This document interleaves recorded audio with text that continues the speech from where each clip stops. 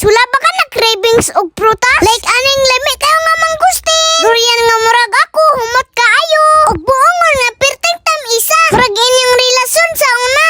Paano masabi? Pero karon lahi ra, pait pa, kapaniawan. Bahala mo diya oy. Basta kay ako, mapalit ko. Kay dili jud ko. Ganahan jud kayo ko ani mangustin. What? Kay why? Lami gid kayo ni isang tanan. Barato na lang pagid kayo. Tagtulo 100 na lang ang kilo. Mao nang uganahan pud mo ani. Ay lang mo gapit diri sa mawag. Kilid diri nig highway. Wala ka to dani. At tang ni sa Route 41.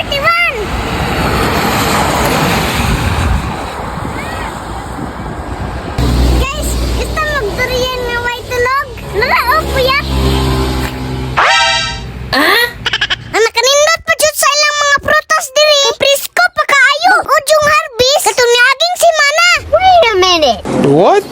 Ug makahapit mo diri. Pangitaan lang ninyo ang pinakagayang na tumboy sa mawag. Hoy lain. Kundi si Bosey no babil gigas.